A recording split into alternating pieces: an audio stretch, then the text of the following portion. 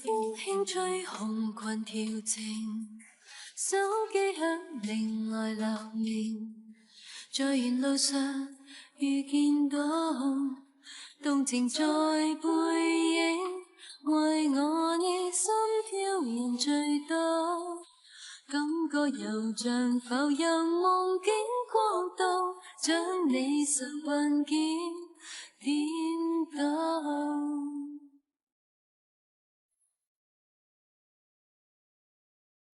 轉播感情何應該，充滿猜疑緣何來，但還是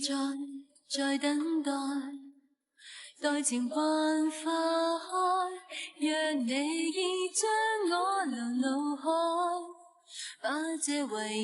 凝住萬分安耐，可以和我發現愛。Such a temptation, falling. Da-da-da-da-da-da-da-da-da.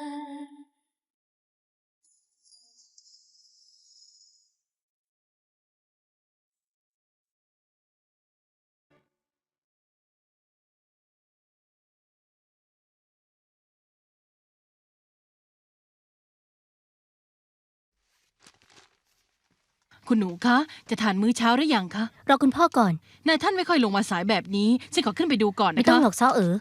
เขาทำงานเหนื่อยมากให้นอนพักผ่อนก่อนงั้นฉันไปทำงานก่อนนะ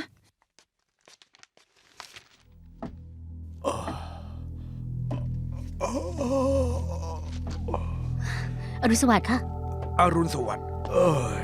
วันนี้ดูไม่สดชื่นเลยนะคะ ไม่รู้ว่าทำไมพอตื่นขึ้นมาก็รู้สึกเพลียไม่มีแรงเลยสักนิดเดียวเป็นหวัดหรือเปล่าคะไม่สบายตรงไหนหรือเปล่าไม่เลยน่าจะหลับไม่อิ่มมั้งเมื่อก่อนตอนฉันเป็นเซลล์ก็เคยเป็นค่ะ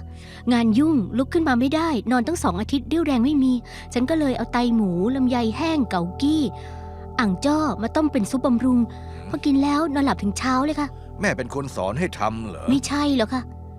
นี่นักหวนที่เคยพูดถึงไงคะเขาเป็นคนสอนเจ้าของบ้านเช่าเก่าที่เธอบอกว่าเป็นคนดีฉันจำได้แม่เธอก็เคยต้มน้ำซุปให้ฉันกินเหมือนกันอย่าพูดถึงเรื่องเมื่อก่อนเลยค่ะกินข้าวเถอะ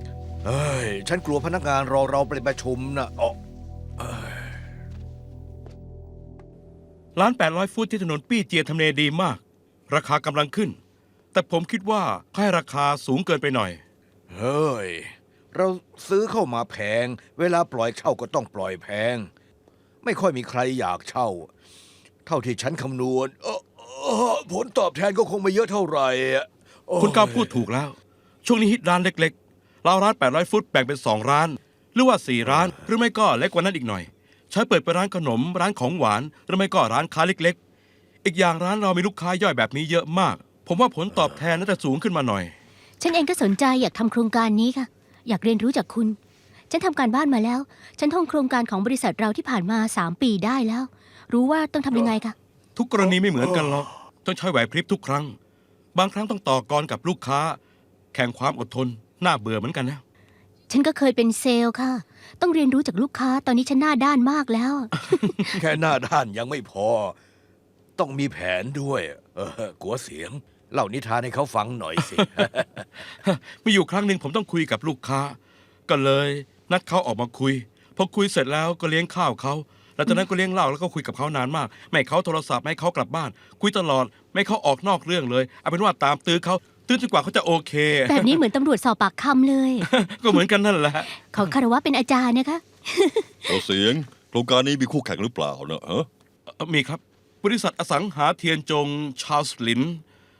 แต่เรารู้ลูกเล่นของเขาแล้วคุณเกาชนะมาหลายรอบแล้วด้วย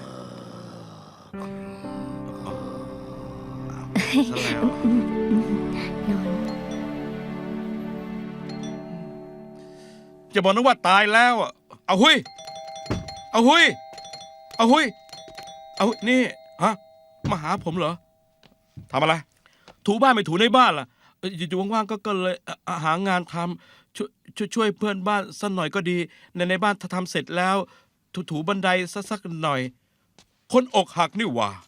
ยอมนายจริงๆยังจะมีอารมณ์เก็บกวาดอีก เอ้ยยังไงก็เป็นบ้านตัวเองต้องเก็บกวาดให้สะอาด ตอนนี้นายอกหักนายใหญ่ที่สุดทำสิ่งที่คนก็ทำกันหัดคิดในทางที่ดีอย่าทำตัวงี่เง่าให้ดีขึ้นไปบนดาดฟ้าตะโกนดังๆเลย จะได้หายเร็วๆอกหักแล้วหายเร็วได้เหรอเคยฟังเพลงที่ชื่อว่าน้ำตาตกในหรือเปล่าอัดอั้นไว้เจ็บปวดทรมานมากอยากบ้าฉันไม่อยากเห็นนายโดดตึกตายผมอัดมาหลายวันแล้วเดินออกมาได้แล้ว มีหลายคนที่แย่กว่าผม คุณชายหลงติดคุก ส่วนผมก็ต้องอยู่ต่อนายไม่เป็นไรแน่นะอย่าคิดถึงมันก็หายเองบ้านผมน่ะต้องเก็บกวาดทั้งตึกที่สำคัญตอนนี้ต้องหางานทำพูดแบบนี้ค่อยสบายใจหน่อยตาดีอาหุยก็เป็นคนดีรูปร่างสูงใหญ่แข็งแรงขยันมีฝีมือเป็นบอดี้การ์ดได้ชายใดก็ทำได้หมดน่าจะจ้างเขาไว้นะ ทำไมต้องพูดมากด้วยถ้าให้เขาก่อประวัติก็แปลว่ารับเขาแล้วไง เขามีงานทำเขาสบายใจหน่อย เอาคุยสบายใจหรือว่านายกันแน่ ก็เป็นคนมีปมแถมยังโดนเขิดฉิงทิ้งสะเทือนใจมากฉันกลัวเขารับไม่ได้แล้วจะเป็นโรคซึมเศร้าฉันเป็นเพื่อนเขาฉันก็ควรเป็นห่วงเขาหน่อยไง จริงๆ พูดอีกมุมหนึ่งก็คือนายช่วยเขายิ่งเยอะก็ยิ่งไม่รู้สึกผิด นี่พูดอะไรเนี่ย นายอย่าคิดว่าฉันไม่รู้เรื่องนะ นายชอบเขิดฉิง บ้าหรือเปล่าฉันจะชอบเขิดฉิงได้ยังไงฉันเห็นเขาเป็นเพื่อนเราเถียงกันบ่อยๆแต่เถียงสู้ไม่ได้ฉันจะชอบเขาได้ยังไงไปฟังใครพูดมั่ว เฉิงเหวยเย่น้องชายฉันเป็นคนพูด ตอนตี 3ฉันตื่นขึ้นมา จะไปห้องน้ำเดินผ่านห้องนอนนาย ฉันได้ยินนายพูดซ้ำๆกันว่า ฉันชอบเขิดฉิงฉันชอบเขิดฉิงไม่ได้ ฉันต้องมีคุณธรรม อย่าคิดไม่ซื่อกับเมียเพื่อน บอกฉันมานะไปแย่งแฟนคนอื่นใช่ไหม แล้วก็เริ่มชอบเขิดฉิงตั้งแต่เมื่อไหร่ เอาเป็นว่าเราสองคนยังไม่เริ่มเลยโอเค งั้นก็แปลว่าแอบชอบ นี่บอกมา นายเป็นต้นเหตุให้พวกเขาเลิกกันหรือเปล่า ฉันสาบานโอเคฉันสาบานฉันไม่เคยเป็นมือที่สามเขาสองคนเลิกกันไม่เกี่ยวกับฉันไม่ได้เป็นเพราะฉันเคยชิงบอกว่าเขาเข้ากับอาหุยไม่ได้ฉันสงสารอาหุยฉันช่วยพวกเขาเต็มที่แล้วแต่ว่าไม่สำเร็จ ตอนนี้ก็เลยต้องช่วยอาหุยหางานฉันเป็นห่วงเขานะต้าดี เอาเป็นว่าไม่ได้ทำผิดต่อเพื่อนก็พอ บอกมาสิเอาคุยรู้ไหมว่านายชอบเขิด อา ฉิ หุย ง ไม่รู้หรอกถ้าเขารู้ตายแน่ๆเลย แต่ถ้านายยังปิดบัง ระวังจะเข้าใจผิดนะ ไม่พูดก็ไม่เข้าใจผิดแล้วล่ะจริงไหมเป็นไงบ้างผมก็กรอกเสร็จแล้ว พี่ฉันบอกว่าเอาไปให้พอลลี่ คะ ขอบคุณมาก ไม่เป็นไรค่ะ เฮ้ยดูสิพอลลี่ทั้งเรียบร้อยทั้งสวยกริยาก็เข้ากับคนง่ายอะไม่ได้สวยแต่ข้างนอก ข้างในก็ยังสวยด้วย สุดยอด อิจฉานายจังทำงานที่นี่มีโอกาสเยอะผมไม่อยากมีแฟนอีกแล้ว ต้องมีความรักสิคนเราต้องได้ใหม่แล้วลืมเก่า คนใหม่มาแทนคนเก่าเดี๋ยวก็โชคดีเอง ฉันว่าพอลลี่สวยจากข้างในมากไป ฉันรู้ว่าที่สำนักงานของพ่อฉันมีเด็กใหม่มาเยอะเลย มีแต่แบบ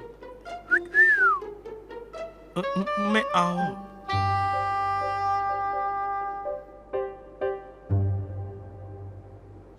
กลัวเสียงได้ข่าวมาว่าที่ถนนปี้เจียมีแต่คนแย่งร้านค้า ตอนนี้มีบริษัทอสังหา2 เจ้ามาแย่งกับเราค่ะ เออว่ายังไงนะ คุณเกาถ้าง่วงนอนก็นอนได้เลยนะครับ ใช่ค่ะ ไว้ค่อยประชุมใหม่ อ๋อไม่ต้องเลยเข้ามา คุณเกาคะผู้จัดการสินเชื่อแบงค์ฟู่ยี่ริชาร์ดหมาประชุมค่ะ ประชุมเชิญเขาเข้ามา ค่ะ เชิญเลยค่ะ คุณก้าวครับ ขอโทษครับผมมาสายครับ คุณหมา คุณหมา ผมนัดคุณมาเหรอ ใช่ครับ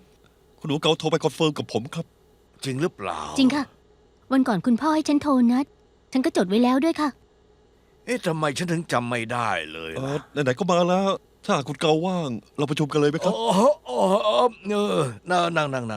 คุณหมาคะ ครับ ขอโทษนะคะ วันนี้คุณพ่อไม่ค่อยสบาย เราไว้นัดกันวันหลังดีกว่าไหมคะ คุณเกาไม่สบายเหรอ งั้นค่อยนัดกันดีกว่า ขอโทษด้วยนะ ผมไปส่งเองคุณหมา ขอโทษนะคะคุณหมา บ๊ายบายค่ะ โถ่เอ้ยดีนะที่ช่วยแก้ต่างให้จำไม่ได้ด้วยซ้ำว่าจะกู้เงินเท่าไหร่ทำโครงการไหน ประชุมขึ้นมาจริง ๆ อายเขาตายเลยโอ้ย คุณพ่อน่าจะนอนไม่เต็มอิ่มค่ะ ฉันน่ะนอนวันละ10 กว่าชั่วโมง แต่ยิ่งนอนก็ยิ่งความจำเสื่อม ไม่เป็นไรค่ะ แค่หลงลืมนิดหน่อย กลัวก็แต่ตอนที่ประชุมแล้วหลับไป อายเขาแย่เลย จริงสิ วันก่อนประชุมกันฉันก็เผลอหลับไป แต่เป็นคนกันเองก็ไม่เป็นไร ฉันคงแก่มากต้องเกษียณแล้วล่ะ คุณพ่อคะ คุณพ่อน่าจะเครียดเกินไปหรือเปล่าคะ ช่วงนี้บริษัทมีโครงการใหม่ๆเยอะเลย รู้ว่าไม่สบายยังจะมาทำงานอีก ก็เลยอ่อนเพลียสะสมนะคะ คงใช่มั้ง เพราะฉะนั้นคุณพ่อต้องพักผ่อนชาร์จแบตให้เต็มที่ไปเที่ยวบ้างไปช้อปปิ้งบ้าง เดี๋ยวก็หายแล้ว บอกตรงๆ ฉันทำงานมาหลายสิบปี ยังไม่เคยหยุดเลยสักครั้งเดียว ใช่แล้วค่ะ มีกัวเสียงอยู่ทั้งคน คุณพ่อไม่ต้องห่วงหรอก นอกจากหัวเสียงก็ยังมีเธอ ฉันดูออก เธอเป็นคนขยันหมั่นเรียนรู้ เป็นลูกสาวที่ดีจริง อาการเป็นไงบ้าง หมอให้ยาต้านมะเร็งตัวใหม่มาลอง แต่ก็ไม่ค่อยได้ผล ถ้าอาการยังไม่ดีขึ้นแล้วก็น่าจะต้องฉายแสง ฉายแสงมันทรมานมากเลยนะ ฉันทนไหว เด็กโง่ฉันโอเคจริง ฉันรู้ว่าเธอเข้มแข็ง แต่ว่าเกาหยงไทเขาก็ ๆ เห็นเขาเป็นพ่อไปแล้วเหรอ อยู่ด้วยกันมานานแล้ว มันก็ต้องมีบ้างแหละเธอรู้ไหมว่าช่วงนี้เขาโทรมไปเยอะเลยนะ ยาตัวนั้นทำให้อ่อนเพลีย แต่ไม่กระทบต่อร่างกาย ไม่ต้องห่วงหรอก แต่ฉันเป็นคนวางยาเขาเองอะฉันรู้สึกว่าฉันเป็นฆาตกร ทั้งหมดนี้ฉันเป็นคนสั่งให้เธอทำฉันเป็นคนสอนให้เธอทำแบบนี้เองนี่นา เธอรู้ไหมว่าตอนนี้ เขาทำอะไรไม่ได้แล้วจริงๆ เขาคิดว่าตัวเองแก่จะเกษียณ ฉันทำให้เขาคิดว่าตัวเองแย่มาก เธอไม่ผิดต่อเกาหยงไทหรอก ฉันต่างหากผิดต่อเธอโจโจ้ เธอทำทุกอย่างก็เพื่อฉัน แต่ต้องขอโทษเธอนะ เธออย่าคิดมากเลยนะ ฉันกำลังกล่อมให้เกาหยงไทพักผ่อน เหลือแค่อุปสรรคเดียวเท่านั้น หัวเสียงเล่นงานยากหน่อย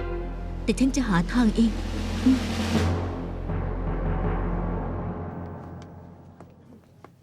กุเสียง สวัสดีค่ะ ว่าไงโจโจ้มาเร็วขึ้นเรื่อยๆนะ ฉันมีเรื่องจะถามคุณหน่อย ได้ไปเอาฟิตฉันสิ มาเชิญนั่ง ขอบคุณค่ะ จะถามเรื่องอะไรเหรอหืม คืออย่างนี้ค่ะ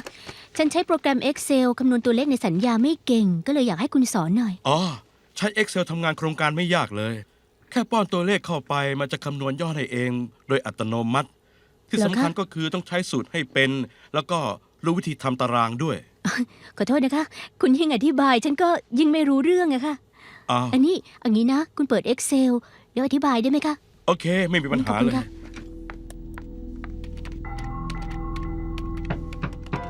กัวเสียงสวัสดี อ๋อ มาแล้วเหรอ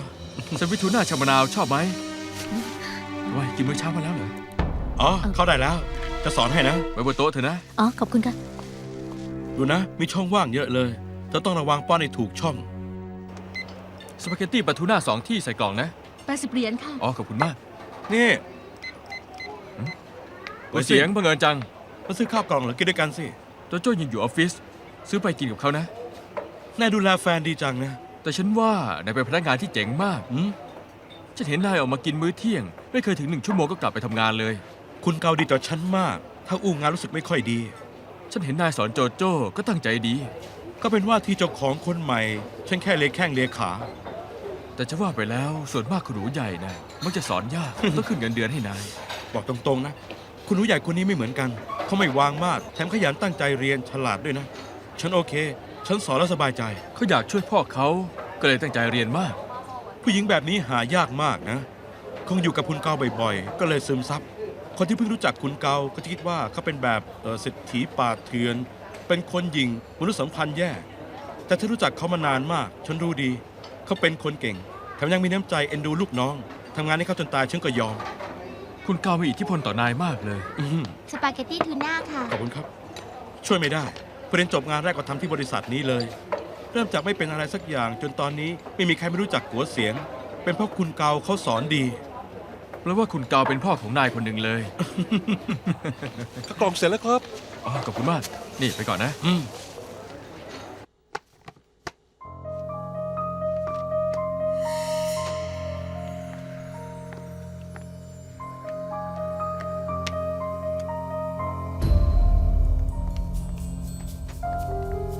มาหากัวเสียงเหรอ จะไปซื้อข้าวเห็นเขากินข้าวอยู่นะ อ๋อ ไม่ได้มาหาเขาหรอก แค่เอาเอกสารมาให้ รางวัลของเธอมาแล้ว นี่มีผลไม้มาฝากด้วยนะ โอ้โห รางวัลเยอะจัง ไปกินในห้องกันดีกว่า สปาเกตตี้เจ้านี้อร่อยมากเลยเนาะ สปาเกตตี้เนี่ยเป็นอาหารขึ้นชื่อของเจ้านี้อร่อยมากเลยกัวเสียงก็ชอบกิน อืม พอพูดถึงกัวเสียง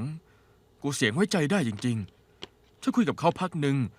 รู้สึกว่าเขาซื่อสัตย์ต่อคุณลุงเกามากเลย คุณพ่อก็ชมเขาว่าเขาดีต่อบริษัท หัวก็ไวด้วย อ่ะ อ๋อคุณพ่อเคยบอกว่าบริษัทขาดพ่อไม่เป็นไร แต่ว่าถ้าไม่มีกัวเสียงอะแย่แน่ๆเลย เธอน่ะโชคดีที่เจออาจารย์ดีๆต้องตั้งใจเรียนรู้นะ มันแน่อยู่แล้ว แต่ว่าลูกศิษย์อย่างฉันพอจะผ่านเกณฑ์ไหม ต้องผ่านอยู่แล้ว เมื่อกี้เขาก็ชมเธอนะ เขาชมฉันเหรอ ใช่แล้วเขาชมเธอทำไมเธอทำหน้าแบบนี้ไม่ดีใจหรือไง อ๋อฮะเปล่าหรอกเขาชมฉันก็ยิ่งกดดัน อย่ากดดันนะ อย่าทำให้ตัวเองเครียดเกินไปนะรู้ไหม อืมถ้ามีกาแฟหอมๆเข้มๆสักแก้ว ฉันว่าฉันน่าจะเครียดน้อยกว่านี้นะ จ้ารอแป๊บหนึ่งนะ ขอบคุณค่ะ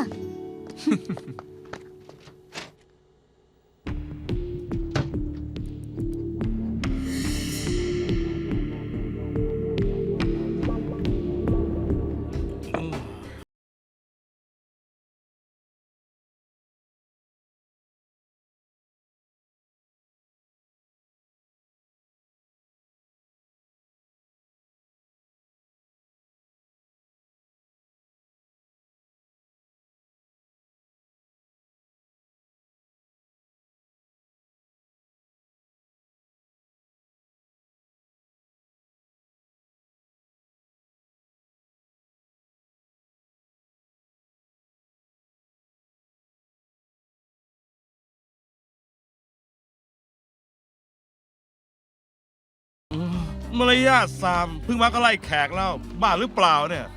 เนี่ยเดี๋ยวก่อนนะเดี๋ยวก่อน อะไรอ่ะ เนี่ย ฮะ ดื่มอะไรเนี่ยดื่มไม่เหมาะกับเธอเลยนะ จริงเหรอ งั้นฉันควรจะดื่มอะไรดีล่ะฮะ ดูหน้าหน่อยนะ หน้าหวานนะเนี่ยหน้าหวานไปนี้ต้องดื่มแอปเปิลมาร์ตินี่น่าจะดี อืมงั้นคุณก็ไม่ควรดื่มเบียร์ เอา นะ ทำไมอ่ะ รู้สึกว่าดรายมาร์ตินี่จะเหมาะกับคุณมากกว่า บ๊ายบาย ว่าฉันแห้งเหี่ยวอะ ไปละผัวรอ ว่ามัน อยู่ มีคนรักเหรอว่าฉันได้ยังไงอะ นั่งเถอะนั่ง สวยมากหรือไง อย่ามาอวดแฟนฉันสวยกว่าเธอ800 เท่าอะคุณมีแฟนแล้วเหรอ เพื่อนผู้หญิงอ่ะเป็นเพื่อนกัน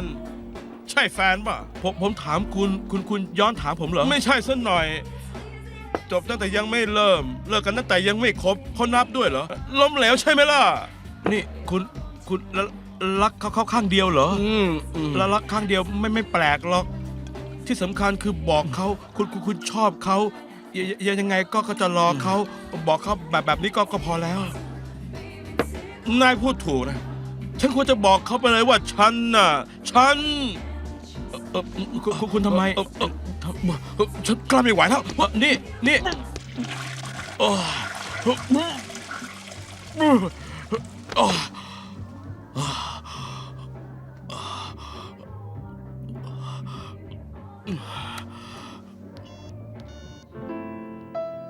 เธอยิ้มออกฉันยิ้มไม่ออกรู้ไหมฉันเจ็บปวดมากเลย ฉันอึดอัดโทรออก ฉันชอบเธอมาก ชอบเธอมาก ฉันชอบที่เธอสวย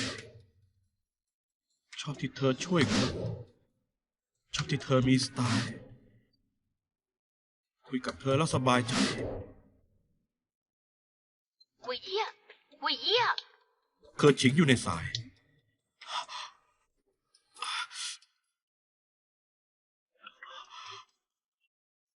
มีอะไรเขิดฉิง คุณเมาเหรอ คุณอยู่ไหนอ่ะ เดี๋ยวฉันไปหา ฉันชอบเธอ แต่ไม่ต้องให้เธอเป็นห่วง ถ้าจะห่วงก็ห่วงเอาหุยเธอะ อยู่บาร์เหรอ ร้านประจำหรือเปล่า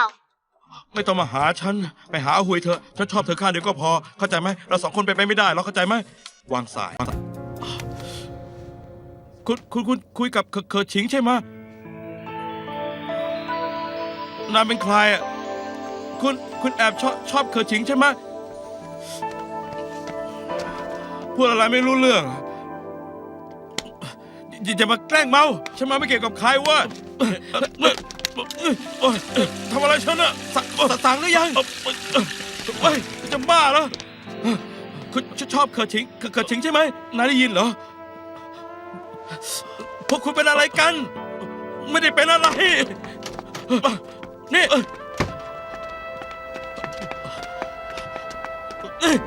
บอกมานะ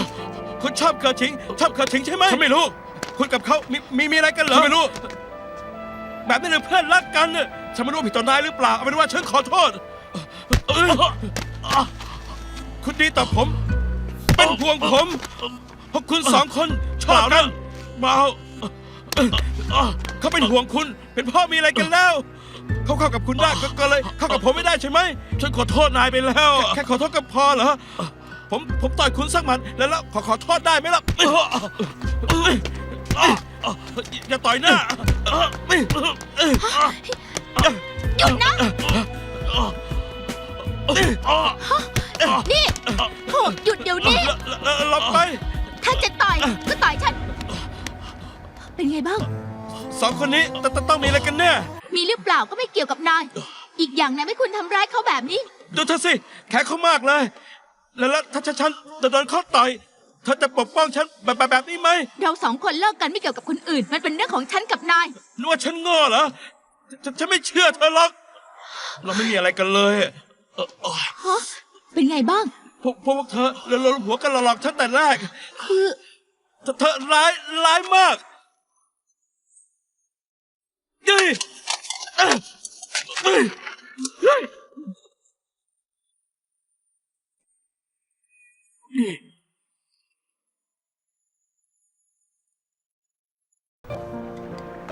เธอตามฉันว่าทำไม คุณหัวแตกเลือดออก จมูกก็บวม ถ้าไม่รีบฆ่าเชื้อ อักเสบกลายเป็นหนองหน้าเละแล้วคุณจะรู้สึก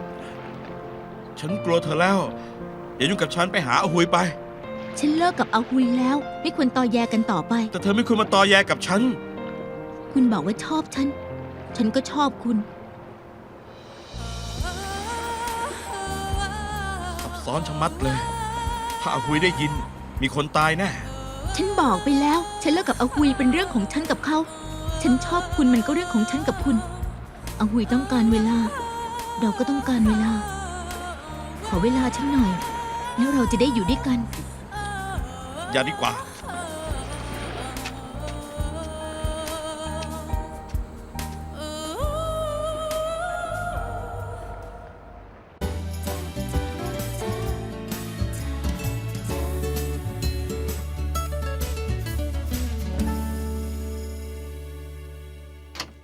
กูเสียง อ๋อพอดีเลย อยากคุยเรื่องร้านที่ถนนปี้เจียพอดี นั่งสิ ฉันก็อยากคุยเรื่องนี้ค่ะ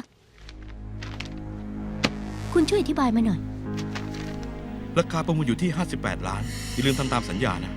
ฉันไม่เคยเขียนและไม่เคยส่งอีเมลแบบนี้ ลินดาเป็นคนปริ้นมาให้ฉัน คนส่งคือคุณ คนรับคือชาร์ลส์หลินอสังหาเทียนจง แถมยังทำสำเนาให้ลินดาด้วย ฉันจะเอาราคาบริษัทให้คนอื่นรู้ได้ยังไง ไม่ต้องถามก็น่าจะรู้ เพื่อเงินไง ฉันไม่สนว่าคุณได้ผลประโยชน์เท่าไหร่ แต่ว่ากัวเสียง ที่ผ่านมาคุณพ่อดีต่อคุณมากทำไมคุณถึงทำแบบนี้ ฉันอยู่ที่นี่ตั้งนาน ฉันเป็นคนแบบไหนคุณเการู้ดี ฉันไม่เคยทำ ฉันก็อยากจะเชื่อคุณนะ แต่ว่ามีหลักฐานมัดตัวขนาดนี้ ได้ ฉันจะเปิดอีเมลให้เธอดูยืนยันว่าฉันไม่ได้ส่ง ได้ ขอดูหน่อย ดูวันที่เลย ดูที่ว่าฉันเคยส่งไปหรือเปล่า มีอีเมลใหม่จากชาร์ลส์ลิน ขอบคุณราคาที่คุณให้มาครั้งที่แล้ว ผมรับปากว่าจะให้ผลตอบแทนที่สมน้ำสมเนื้อ เป็นแบบนี้นี่เอง อีเมลนี่มัน แก้ตัวไม่ถูกเลยสิ ที่แท้คุณรวมหัวกับชาร์ลส์หลินมาตลอด ฉัน ไม่ได้หวังแค่เงิน แถมยังจะไปอยู่กับเขาด้วย ถ้าคุณไม่ได้คลิกผิด ส่งสำเนาให้ลินดา ฉันกับพ่อก็คงโดนคุณหลอก ฉันไม่ได้ทำ ฉันไม่รู้ทำไมถึงเป็นแบบนี้ ฉันผิดหวังในตัวคุณจริง มีคนใส่ร้ายฉันแน่ ๆ นี่มันคอมของคุณ คุณใส่รหัสเอง นอกจากคุณแล้วยังมีใครใช้คอมของคุณส่งอีเมลออกไปได้ เห็นแก่ที่คุณอยู่บริษัทนี้มานาน ฉันไม่อยากเห็นคุณพ่อต้องเสียใจ คุณลาออกไปได้เลย ฉันจะไม่เอาเรื่อง ๆ ฉันไม่ได้ทำ ฉันไม่ลาออก ถ้างั้นฉันจะไปบอกคุณพ่อ ให้เขาไล่คุณออก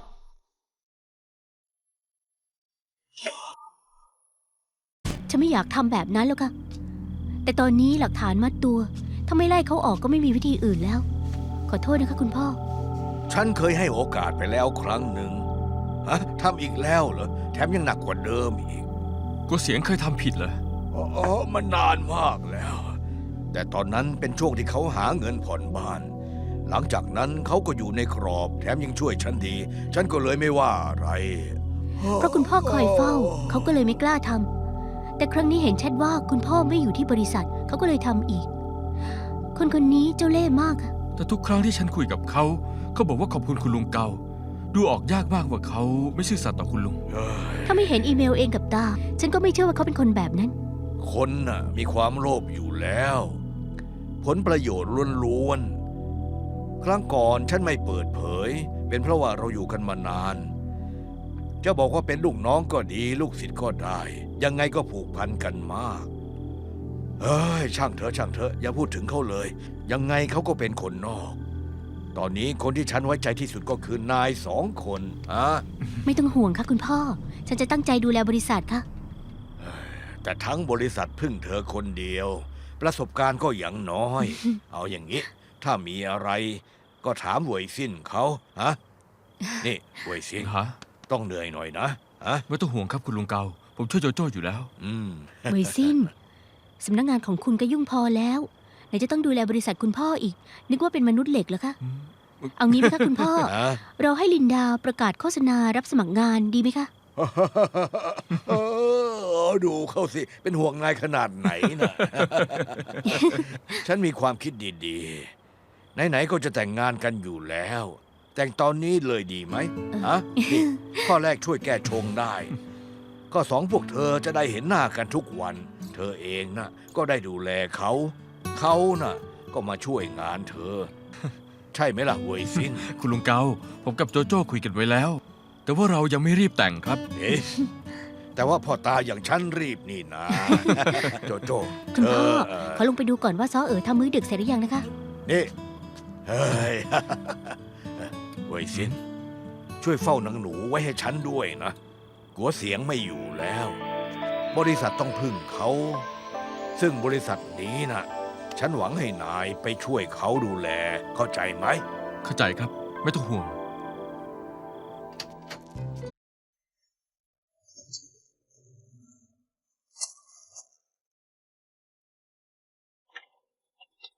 วางไว้ตรงนี้เขาต้องเห็นแน่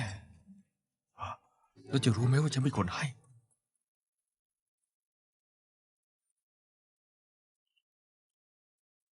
คิดถึงเธอ มากๆ จากวิลสัน แบบนี้ไม่เห็นก็แปลกแล้ว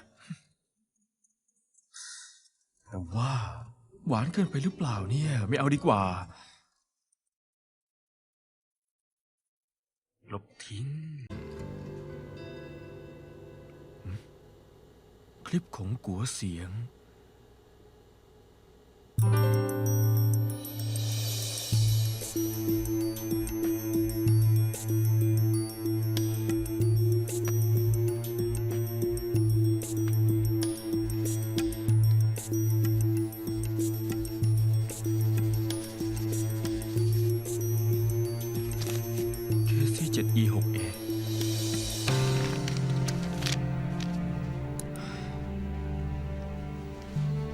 KC7E6A อย่าบอกนะว่าโจโจ้ใส่ร้ายกัวเสียง เป็นไปไม่ได้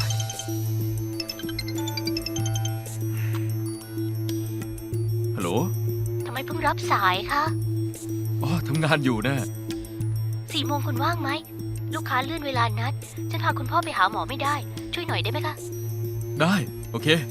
บ๊ายบาย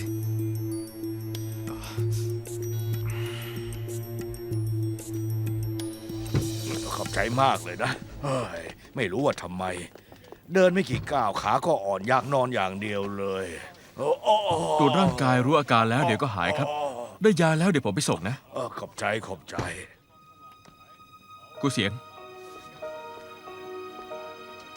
คุณเกาผมอยากให้คุณให้โอกาสผม เออ ให้ผมอยู่ต่อเถอะ นายเองก็น่าจะเข้าใจ ฉันเคยให้โอกาสนายแล้ว นายก็รู้ เรื่องนี้ฉันรู้ดีที่สุด แต่ว่าครั้งนี้ผม เอ้ย ครั้งนี้ผมผิดผมโลภมากผมรู้ว่าไม่คู่ควรให้ช่วย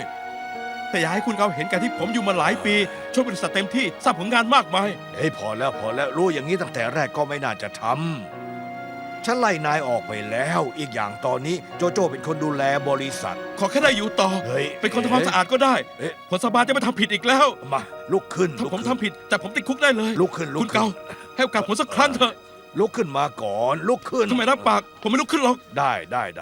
ฉันรับปากฉันจะกลับไปคุยกับโจโจ้ก่อนนะฮะลุกขึ้น ลุกขึ้นเถอะ ลุกขึ้นก่อน ขอบคุณคุณเกา เอาอย่างนี้นะ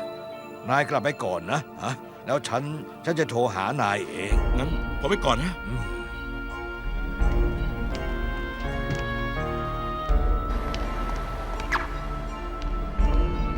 กูเสียง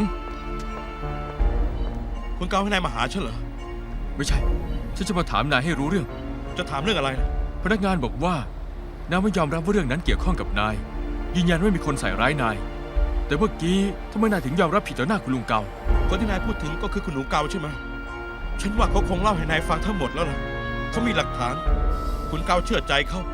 ฉันจะไม่ยอมรับได้ยังไง ถ้านายไม่ได้ทำจริง นายก็ไม่ควรยอมรับ ถ้ายอมรับแล้วจะแก้ตัวไม่ได้ ฉันไม่ได้ทำแต่ฉันทำแบบนี้ก็เพื่อจะแก้ตัว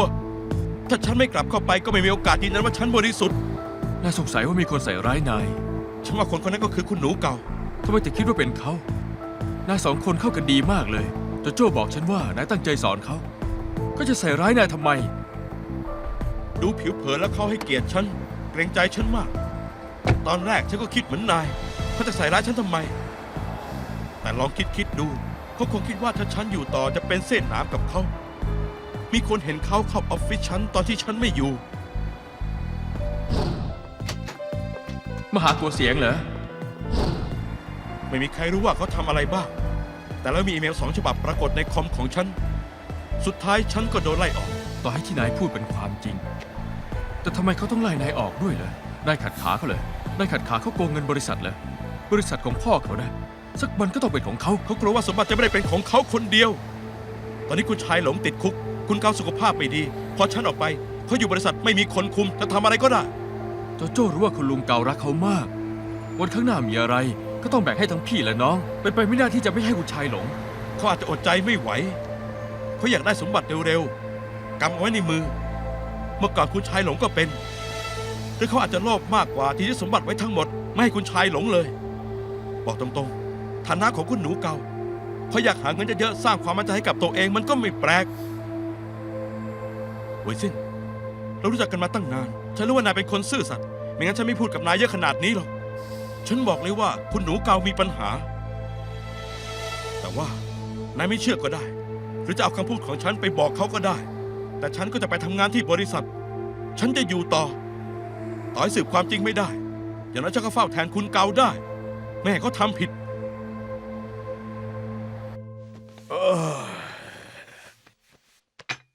วางไว้ค่ะซ้อเอ๋อ ค่ะ นี่ น้ำแกงช่วยนอนหลับเหรอ ฉันรู้ว่าคุณพ่อดื่มจนเบื่อแล้ว เลยให้ซ้อเอ๋อทำรังนกตุ๋นนมสดให้ค่ะ เพิ่งกินข้าวอิ่มเองกินไม่ลงหรอก ไม่ได้ค่ะ หมอบอกว่าภูมิคุ้มกันคุณพ่อแย่มาก ต้องกินอาหารที่มีประโยชน์หืม ใครจะไปสู้เขาได้เนี่ยไวยสิ้นช่วยหน่อยนะ รีบแต่งงานพาไปอยู่ที่บ้านเลยแบ่งกันไปปวดหัว ไม่ได้หรอกครับ คุณลุงเกาหลังนกถ้วยนี้เนี่ยโจโจ้วานเพื่อนส่งมาจากเวียดนามเลยนะครับ ผมยังไม่ได้กินเลย คุณพ่อต้องกินให้หมดถ้วยนะคะ ดีต่อสุขภาพ ไม่งั้นไม่มีแรงอ่านเอกสารด้วย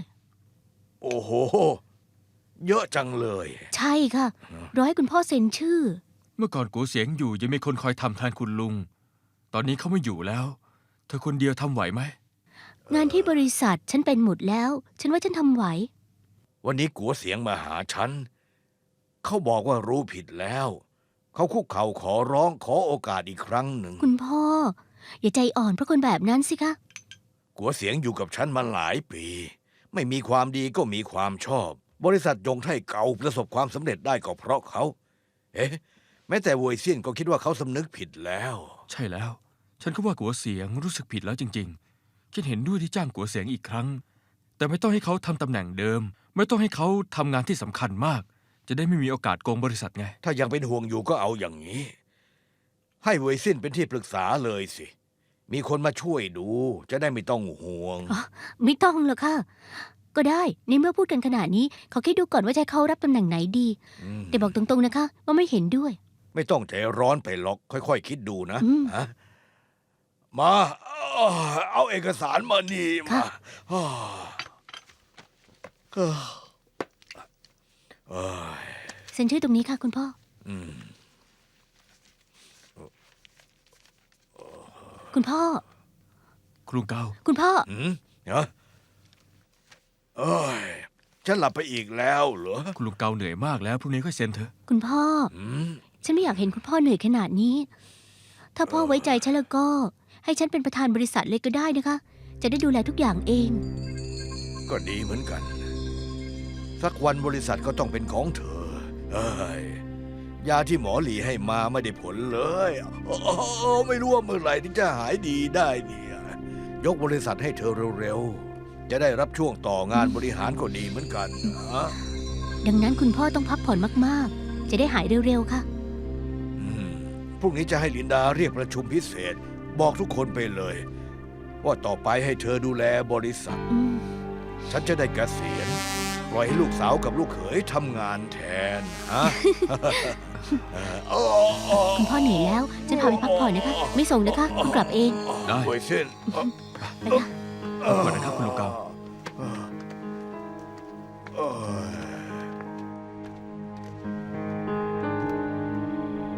เรียบร้อย เกาหยงไทยยกบริษัทให้ฉันดูแลแล้ว ต่อไปก็ไม่ต้องให้เขาเซ็นชื่ออีก รู้แล้ว ฉันรู้ว่าต้องทำยังไง ได้ไว้จะโทรไปใหม่ บ๊ายบาย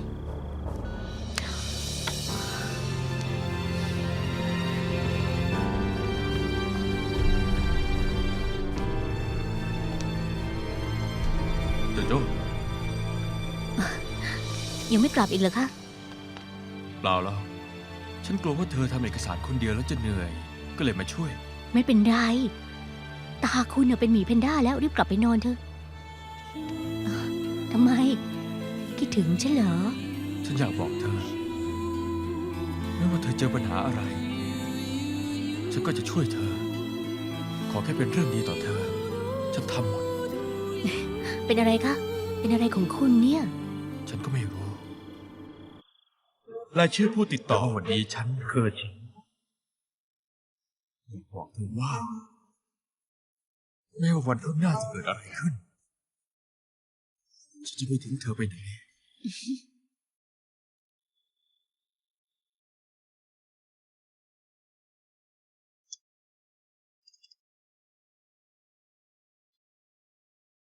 ที่โจ้ไล่กัวเสียงออกเพื่อระวังสมบัติของคุณลุงเกาหรือคนที่สอนเขาอยู่ ก็คือเคอฉิง เป็นไปได้ยังไง เคอฉิงเป็นคนดีทำไมถึงทำแบบนี้ แต่ว่าโจโจ้โทรคุยกับเคอฉิงจริงๆ สองคนนี้เกี่ยวข้องกันยังไง ไม่หรอกมั้ง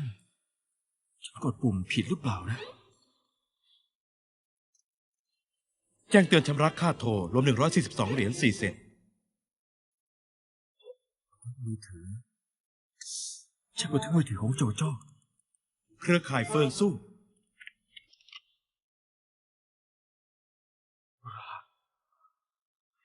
โจโจ้โอ้ คุณใส่รหัสผิด ผิดเหรอ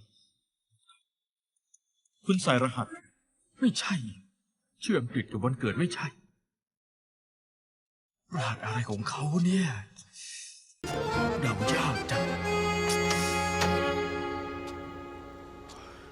มีเรื่องกลุ้มใจเหรอพี่ ตกใจหมดเลยเนี่ยเคยบอกตั้งกี่ครั้งแล้วก่อนเข้ามาให้เข้าประตูก่อน อุบัติเหตุไง อย่าคิดว่าต้องทำใจทุกอย่างแล้วมันถึงจะเกิดขึ้น มันก็ถูกอะนี่เสียดี ตาดี ถ้าฉันอยากให้นายตั้งรหัสให้ นายจะตั้งยังไง คนที่มีสติหน่อยนะจะไม่ใช่ชื่อของตัวเองหรือว่าวันเกิด โง่มากเลยเพราะมันออกง่ายมากๆ แต่ไม่รู้ทำไมคนส่วนมาก มักทำผิดอยู่เรื่อย ชอบเอาวันเกิดบวกกับชื่อหรือไม่ก็เอาชื่อบวกกับวันเกิด โง่ชะมัดเลย ต้องลองดูอ่ะโจโจ้1983 โดน โดนเหรอ ฉลาดนะเนี่ย อ๋อ แอบสืบเรื่องแฟนอีกแล้วล่ะสิ ปัญหาอะไรอีกล่ะ ครบซ้อนหรือไงฮะปกปิดพี่เหรอ ฉันบอกแล้ว เรื่องผู้หญิง คนในอยากออก คนนอกอยากเข้า พวกเขาคุยกันบ่อยมากเลย สวัสดี โจโจ้กับเคยชิงรู้จักกันตั้งแต่เมื่อไหร่ ก็ตอนที่โจโจ้เปิดร้านแนะนำเกิดถึงให้เขารู้จักกันนี่นา นี่พี่เป็นคนบอกฉันเองนะความจำเสื่อมหรือไง ไม่น่าเกินครึ่งปีใช่ไหม ไม่น่าเกินหรอกวันเกิดคุณลุงเกาเขอชิงก็ไปด้วยพวกเขาก็ยังไม่รู้จักกัน คุณลุงเกาจัดวันเกิดวันไหนนะ 14 เดือน 7 ไง เขาบอกว่าดีนะ ที่นับแบบสากล ถ้านับแบบจีนเป็นวันปล่อยผีพอดีจำไม่ได้เหรอ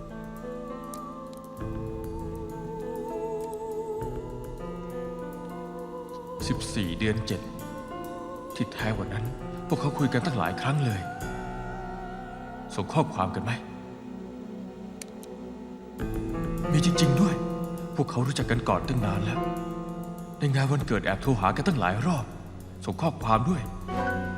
พวกเขาเกี่ยวข้องกันยังไง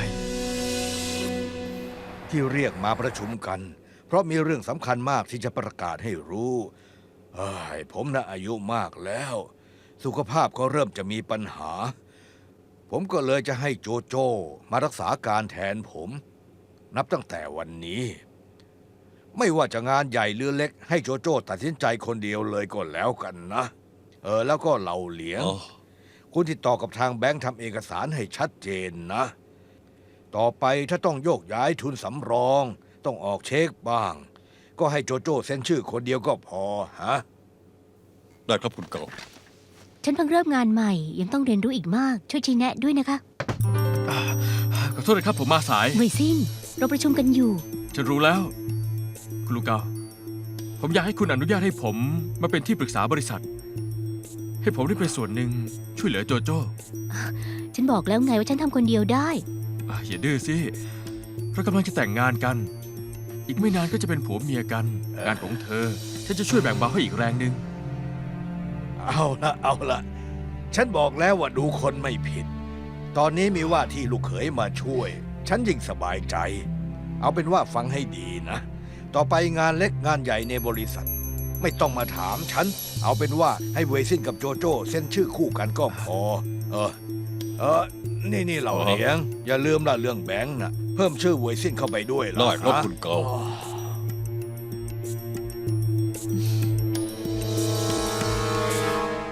風輕吹，紅裙調情，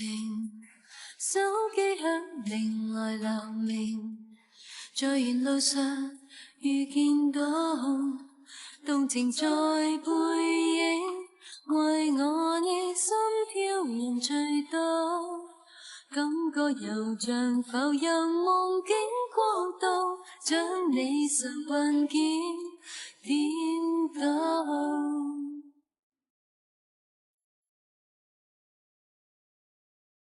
轉播感情何應該，充滿猜疑緣何來？但還是在等待，待情幻化開，若你已將。